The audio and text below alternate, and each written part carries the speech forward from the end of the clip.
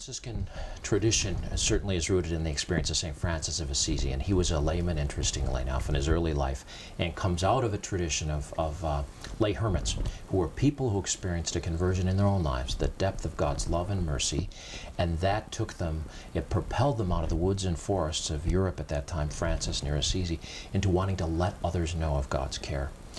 Specifically, Francis in his own life, and now we as Franciscans, continue that heritage of wanting to reach out to others from our own spiritual growth, the joy of God's love for us. And that takes us into a ministry to the church, but from the margin, from the edge of things. And so the mountain reflects that in some ways. There are many ways of finding the margin or the edge. It's to be with the needy or the poor. In the city, that's a margin place. In one's own personal life, to identify the fact that on the edge of things, I find God reaching out to me.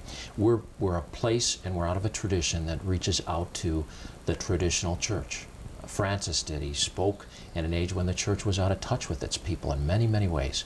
And I think we too respond to the need, if I understand your, to the people from the local churches, from people from other places in different churches. We have people coming here from many different denominations as well as Roman Catholic. People in their own spiritual journey who are saying, where am I? Both personally, where am I, but where am I in the movement of other people towards God? And people are reclaiming their place within different churches through this place, which is very exciting. By both as individuals and as groups, we find them experiencing again God's love and mercy for them individually. And that very often draws us back to other people who celebrate that truth. So there's a healing that goes on both personally and for people towards the church or church groups at times.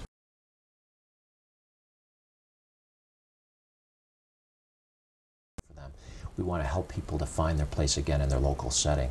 So they travel here from some distance, sometimes a nearby distance, and our desire is that they enter into, not that they just passively, obediently bow their head and go back, but there's a growthfulness here that helps them know how to go back, maybe more empowered, to lend help there, because most of the churches are losing clergy there, or they're lacking new clergy people. So you have a sense of, oh, I can help out, not just people aren't serving me, oh, I can serve that church. I have a new sense of myself, a new energy to do that.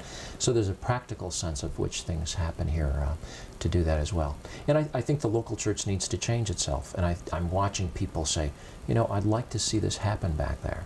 So it's not just, I'll go back and do what isn't, you know, what we don't have enough people to do at this present time, but a real sense of, we need to be doing something else. We need to be shaped in a different way.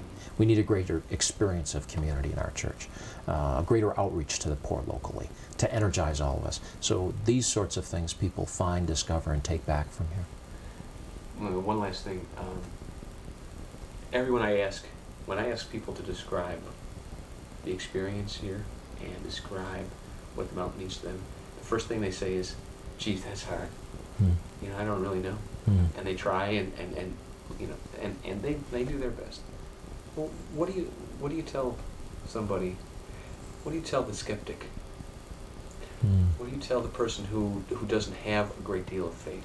Someone who doesn't really, well, who doesn't have any traditional religious habit. What does this place do for them? That's the wonderful thing about it. We're only part of the ministry group here. The trees minister, the hill ministers, even an environment today ministers to people. It serves them. And I believe God wants to reach us all. God is gently breaking out, speaking to us from everything that's around here. So I may not have the word, and I would say generally I don't. The mountain has a word.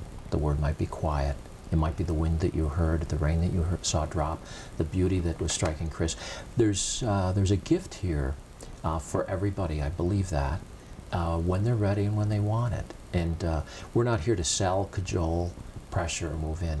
We're here to welcome. Our approach is one of hospitality. We talk about prayerful hospitality, and I more and more trust the environment here. And the whole world. I mean, our understanding is, in Christianity, that Jesus left the Spirit. The Spirit isn't just hanging out. It's a vital, it's God's life, God's breath in all of the world. Not just in human discourse, not in our interaction now or in what went on among the human community today, but this place is alive with God, and the whole world is. The difficulty for a lot of us is we're not listening, and I think we are skeptical because we only hear some ways, or we've only been taught to hear some ways. Someone doesn't need to hear me. They need to take a walk. They don't need to sit at Mass. They need to sit outdoors and find out that friend. And then we return to one another more deeply friends. That happens regularly. Here we have people who come here who aren't, quotes, believers. Traditionally, faith is a gift. And so it's not something we're going to get somebody to get a hold of. It's being given. And so, there's a lot to be said about your question, because I think it's the most exciting part of our life here. There's a surprise here for people. You don't come and find the expected. You find the unexpected. And that's where God is always breaking out. Surprise, I love you. More than you thought. There's a part of you that needs healing. Okay, a new ache rises up in someone's heart. And commensurate along with that is the healing peace of Christ. And I'm amazed that in our time here, we haven't had people say, "Gee, it doesn't work for me." And I think it's important to say that it's not just here. It's not as if it's all here on this little 228 acres of land, so everybody flock up here and get it. No, it's in the world. It's in the world.